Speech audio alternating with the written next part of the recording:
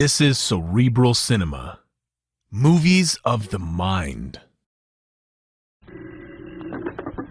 Hello? Call Super 2848. That is all. New post-war Old Dutch cleanser, famous for chasing dirt, presents Nick Carter, famous for chasing crime.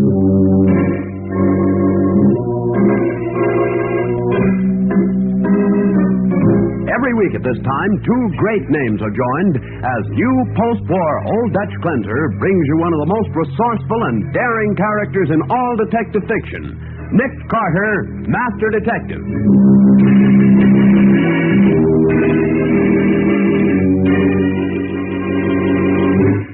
Patsy, did you get that music schedule from station WXKX? Yes, from 7:30 to 8 last night, the evening music hour program was on as usual. All classical, huh? That's right. Then from 8 to 11, they had 3 solid hours of swing music from different nightclubs. How about that Bongo Bongo tune? Riff Jackson and his band played it at 9:53. Ah, good. That not only tells us what time the murder was committed, but also who did it and how. Now for the case of the classical clue. Today's adventure starring Lon Clark as Nick Carter, brought to you by new post-war Old Dutch cleanser. It's a dull weekday morning, and things are pretty slow at Nick's office. He's opening the mail while his assistant Patsy Bowen types a couple of letters. Patsy, you ever hear of Henry Wilf? Henry Wilf? That eccentric millionaire who lives on top of his own private mountain? Yes, there's a letter from him here in the morning's mail on a check. Oh? Get him on the phone, will you? Number's here in the letter, Cliffside 3498. Okay. Operator, Cliffside 3498, please. Cliffside 3498. That's right. What's up, Nick? Something exciting? He wants his ward's fiancée investigated. Seems that Mr. Worth doesn't approve of the engagement. Oh. Mr. Worth's residence? Oh, hello. Just a moment, please. Here you are, Nick. Hello, Nick Carter speaking. Mr. Worth? This is Mr. Worth's secretary. I'd like to talk to Mr. Worth himself, please. Oh, I'm afraid that's quite impossible. I think if you tell him who it is, he'll speak to me. I doubt that. Mr. Worth is dead. He's dead. Yes, he was murdered last night.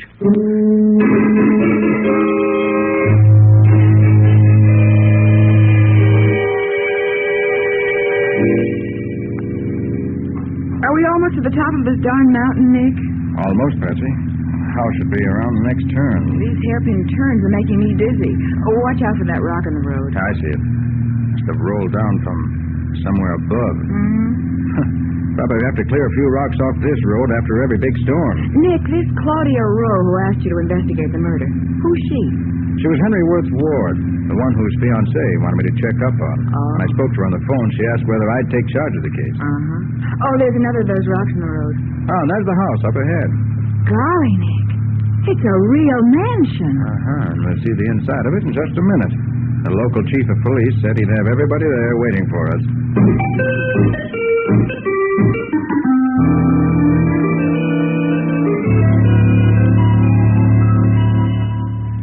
Well, before I talk to the others, Chief Benson, I wish you'd tell me just what happened. Well, Mr. Carter, first of all, Mr. Worth was alone here last night. There were no servants in the house? No. Mr. Franklin, that's the old man's secretary, was in Patterson visiting his sister. The other two were in New York. Oh, what other two? Claudia Rowe, the one who hired you, Mr. Carter. Oh, yes. And Don Worth, the old man's nephew. He lives here, too. They're the ones who found the body when they got back, a little after 12. How long had he been dead? Well, it was almost an hour before I got here, so I wouldn't be able to tell you. And the medical examiner couldn't tell for sure either. He was out on a private case. He didn't get here till about 2 a.m. What did he say? He said Worth couldn't have been dead over 3 hours. He was killed sometime after 11 o'clock, then. Apparently, yes. Well, I guess I'll start off by talking to the people who found the body.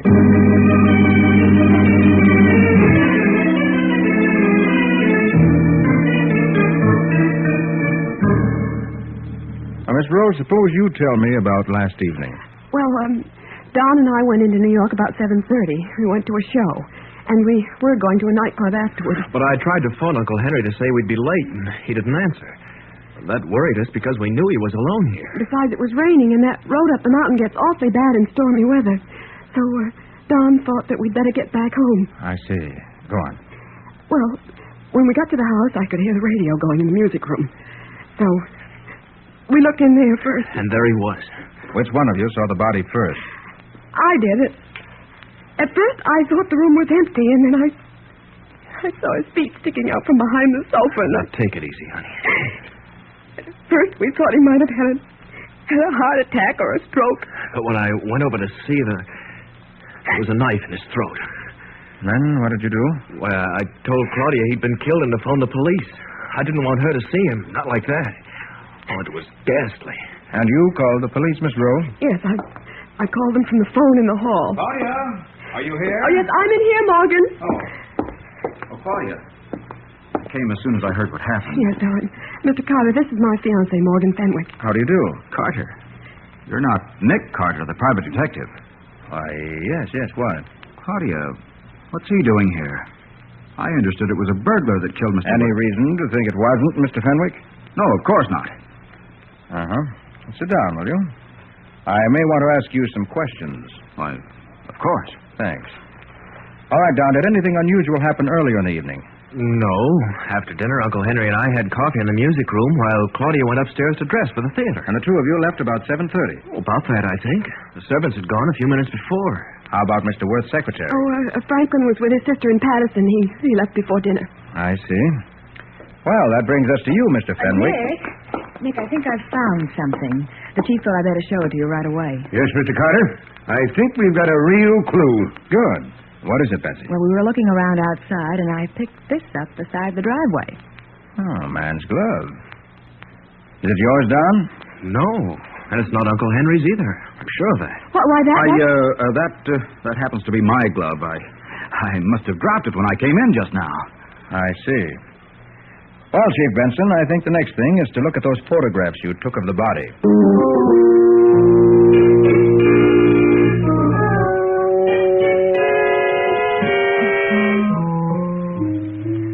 Here's a picture of the body just the way we found it. It was lying on the floor behind that sofa right next to you. Uh-huh. Room here is just the way it is, wasn't it? Not a thing's been changed. We turned the radio off, but we left it tuned to the same station. 1510. That would be WXKX. That's right. The Midnight Classics program was still on when I got here. I see. Oh, Patsy, I wish you'd do something for me. Of course, Nick. What is it? The medical examiner says Mr. Worth couldn't have been killed earlier than 11 o'clock. Is that right, Chief? Right. And Don, Mr. Worth's nephew, phoned from New York at about 11:30 and got no answer. Well, that gives us a pretty good idea of when he was murdered. Say, does it that? So check that, will you, Patsy? Get in touch with the phone company and find out the exact time of that call from New York. I'll do it for you, Miss Bowen. I can probably get the information quicker than you can. Well, thanks, Chief. And let me know as soon as you find out, will you? Right. Now, I think I'll have a talk with Mr. Worth's secretary, Carl Franklin.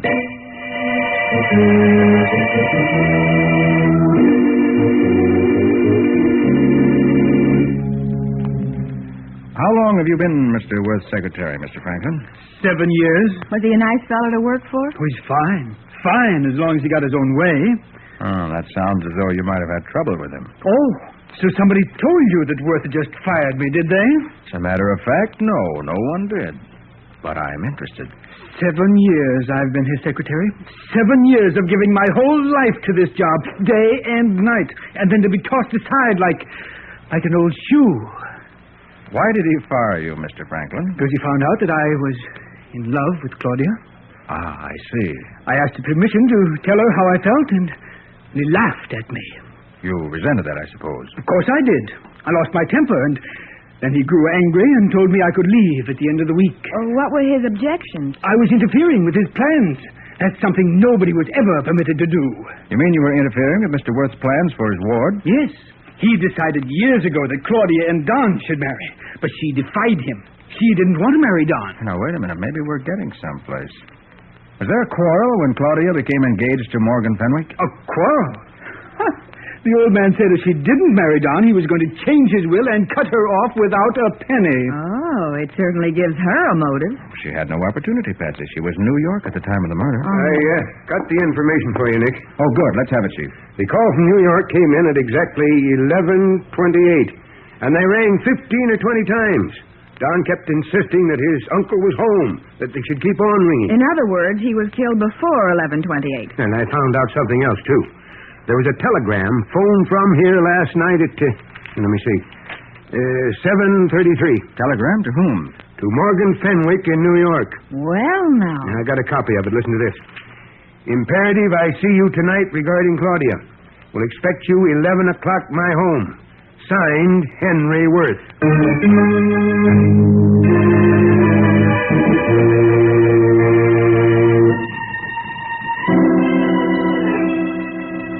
What if I did receive that telegram? I tell you, I didn't come out here. Well, why didn't you, Fenwick? Well, it was raining. Did you know that Mr. Worth was going to make a new will, disinheriting his ward? Well, yes, but... In other words, the fact that Worth was killed before he could change his will meant that you would marry a couple of $1 million instead of a girl without a penny. But I tell you, I wasn't here. I didn't come near the place. Mr. Fenwick, I have here the glove you said you dropped to the drive this morning.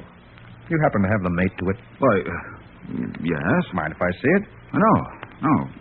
There you are. Chief, what time did it stop raining last night? A little after 12 o'clock. And this morning the sun is shining. What are you getting at, Nick? Look at these gloves, Patsy. See the difference? By golly, I do. Why, of course. The one Mr. Fenwick just gave you looks like new. The other is spotted with sand and gravel marks. And the leather is stiff, just as it would be if it were left on the ground during a rainstorm. All right. I was here, but I didn't kill the old man. Do you think I could stick a knife into his heart knowing that Claudia loved him? What's that? I said... So you've been lying, Fenwick. You were here last night. Yes, I was, but that doesn't mean Morgan that Fenwick, I arrest you for the murder of Henry Wilf.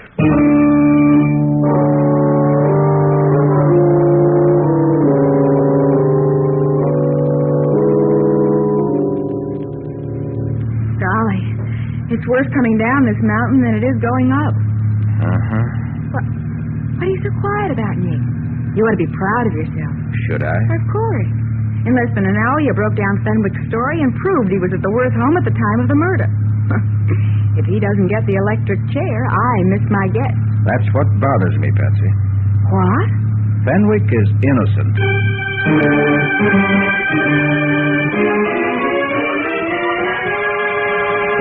Patsy stares at Nick in amazement as he maneuvers the car down the steep, winding road. For, by his own admission, Nick has built up a very convincing case against an innocent man. We'll see what happens in just a moment. Now, back to the case of the classical clue. Today's adventure with Nick Carter, brought to you by new post-war Old Dutch Grenzer. Morgan Fenwick is under arrest for the murder of Henry Wilf on the strength of the evidence that Nick has uncovered. And yet Nick says that Fenwick is innocent. He's now talking to Fenwick in the Eastland County Jail. Fenwick, I know you didn't kill the old man. That's why I'm here. Oh, yes?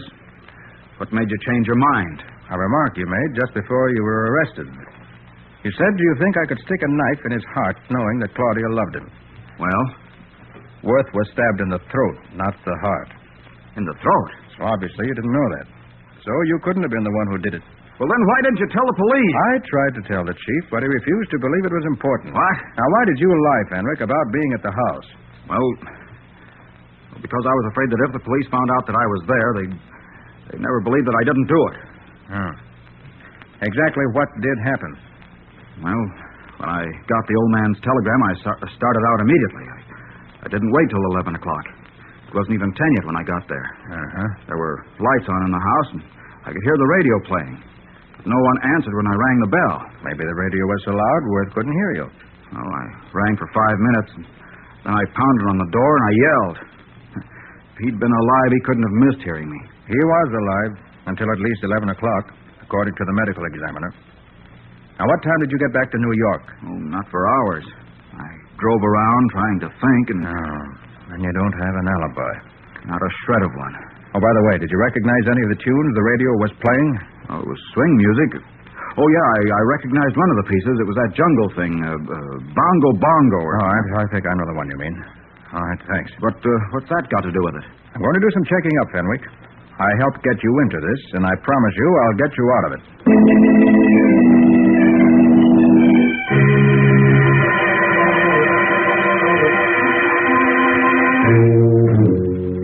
But, Mr. Carter, that's impossible. Morgan couldn't have heard that Bongo Bongo song on Uncle Henry's radio. Why not, Miss Rule? Because Uncle Henry hated swing music. He wouldn't allow it to be played in the house. I see. What programs did he like? Nothing but classical or semi-classical music. There's a program from 7:30 to 8 that he never missed. What station, do you know? XKX, I believe. He was listening to it when we left for the theater. And that same station was tuned in when you got home? Yes, to the Midnight Classics program. He liked that, too. Well, then maybe he just left the same station on all Oh, evening. no. Uncle Henry would never do that. No? He never had a program on of anything but classical music on the radio in his whole life. Well, if that's so, the only answer is that Morgan Fenwick is lying.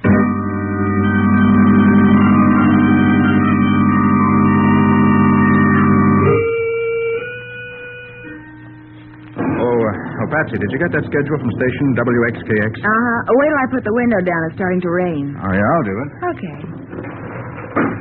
Well, here's the schedule for last night on WXKX. The evening music hour program was on from 7:30 to 8, as usual. All classical, huh? Yes, but from 8 to 11, there's a program called Swing Round the Town.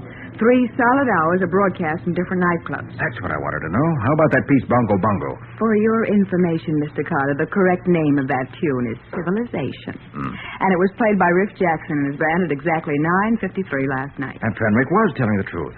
He said he got there just before 10. It also proves that the old man's radio was tuned to something else beside classical music. Well, is that important, Nick? Except to prove that Fenwick was there at that time. Certainly is, Patsy. That radio schedule you just read me, together with the facts I already know, tells me exactly what time Henry Wilf was murdered, who did it, and how.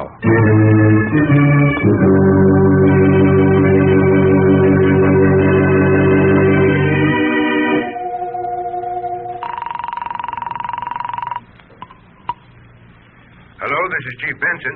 This is Nick Carter, Chief. Oh, yes, Nick. Your office told me I'd find you at the Worth home. Thought you considered this case closed. What are you doing out there? I still have a few odds and ends to clean up, but I've still got the killer locked up safe in jail. Don't you worry about that. Well, as a matter of fact, Chief, the killer is somewhere in that house with you right now. He's what? I said... You still there, Chief? Yeah, sure. But look, if you've got proof... Don't anymore. We can't talk now. Well, what's the matter? Someone's listening in on an extension on your end. Probably the person we were talking about a minute ago. You mean... I'll tell you when I see you. Who's in the house now? Well, everybody the last I knew. Miss Rowe, Don Worth, and Mr. Franklin, and of course the servants. Suppose you keep them all there with you. I'll be out there in 45 minutes.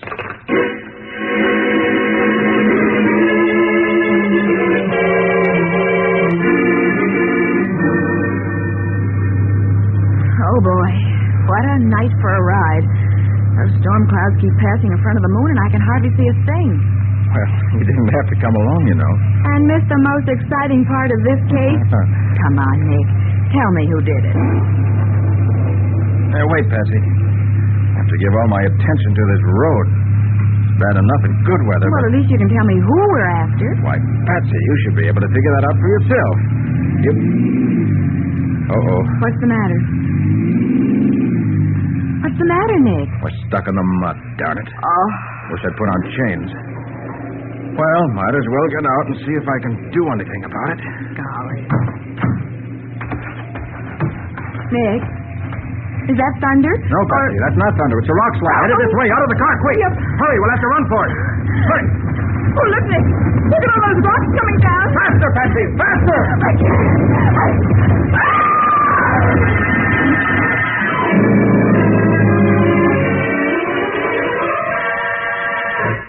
As Nick and Patsy run frantically from the path of the avalanche, a cascade of rocks and earth roars down from the side of the mountain. We'll see what happens in just a moment.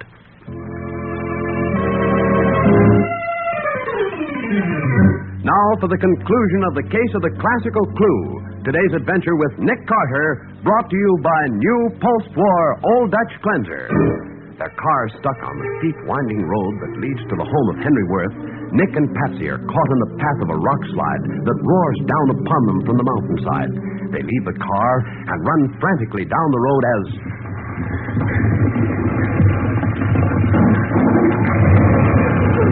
Oh, Nick, thank heaven. I thought we were gone, and for sure. It was a pretty close shave. Lucky it was just a small local slide instead of a real avalanche. Well, I'll say. As soon as we get our breath back, let's get on up to that house. I'm anxious to talk to the person who arranged this little welcome for us. What? You mean it wasn't an accident? Unless I'm mistaken, that slide was started by the same person who killed Henry Wilf.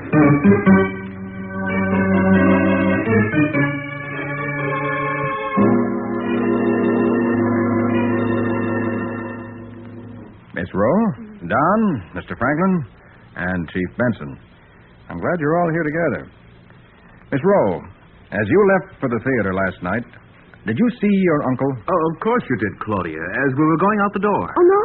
No, you're wrong, Don. Remember, you and Uncle Henry had coffee in the music room, and when I came down, you were waiting for me at the foot of the stairs. And you didn't actually see your uncle. No, I didn't. And when you returned from the theater, you saw the body as you and Don were standing in the doorway to the music room. Yes, that's right. But all you saw was his feet and legs sticking out from behind the sofa. Yes. Don went over to see what had happened, and then he told me not to go in, but to call the police from the hall telephone. What are you getting at, Nick? Just this, Chief. Henry Wilf was alive when Morgan Fenwick knocked on the door shortly before 10 o'clock. Oh, sure he was. He was also alive when that phone rang at 11:30. But, Nick, that's impossible. And he was alive when Claudia saw his legs sticking out from behind the sofa at 12:15. No, he couldn't have been. But he was. He was alive until you went into the hall to phone for the police. Then, while you were phoning, Don stabbed him. Don! That's a lie. I didn't touch him. Chief, I want a laboratory examination of those coffee cups we found in the music room, and an autopsy on Henry Wilf's body. Well, of course, Nick. But why? Yes, Nick. What are you getting at? I think you'll find the coffee he drank with his loving nephew at 7:30 was drugged. That's ridiculous. That's why you didn't see him when you left, Miss Rowe. Your uncle was already stretched out, unconscious, on the floor behind the sofa, where Don had placed him so you could discover him when you returned. Shut up, Sonny. You can talk later. That's why he didn't want you to take a good look, Claudia. And also why he sent you out of the room to telephone. Because the murder hadn't been committed yet. You're crazy. Why would I drug him and then wait 5 hours to stab him? To establish an alibi, Don. An almost perfect alibi. By trying to put through a phone call at 11:30 and then letting Miss Rowe discover an apparently dead body when you returned, you made it appear that Henry Wilf was killed before you got back. So all the time they were gone, Worth was only drugged, huh? That's right. Don knew a medical examination would prove that Worth was not dead until after they left at 7:30. Well, come on, Sonny. Let's get moving. I'll bet Miss Rowe's boyfriend will be glad to move out of his cell and let you have it all by yourself.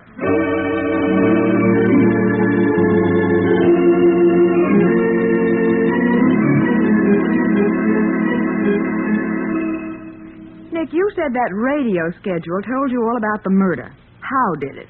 Well, Patsy, we knew that the radio was tuned to a program of classical music on WXKX at 7:30. And again at 12:15 when the folks returned from town. Yes? According to Fenwick, it was tuned to a program of dance band music on WXKX at 10 o'clock when he was there. So for 3 hours, the radio played swing music. Uh-huh. And we know Henry Wilf wouldn't allow anything but classical music in his home. Right. And that means he was either unconscious or dead. But we know he wasn't dead until after 11 o'clock. So I began thinking back. Uh-huh. The coffee he drank with Don early in the evening. The fact that nobody saw him alive again. Claudia's story that Don sent her out of the room without a chance to look at the body. And it all added up. But what was his motive? It was the girl that Mr. Worth was disinheriting. Now, as a matter of fact, it was both of them. Huh? You see, when Claudia announced her engagement to Fenwick, Don went to Worth, his uncle, and insisted that he make Claudia marry him, Don. Oh. When Worth said he couldn't force her to do anything against her will, Don got mad. Mm-hmm. He blamed Worth for the way things had gone.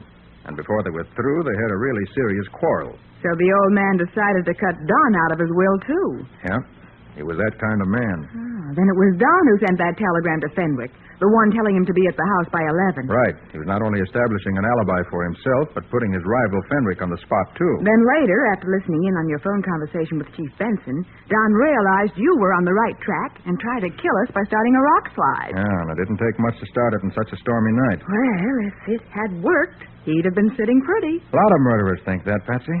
But somehow they always find themselves sitting pretty in an electric chair.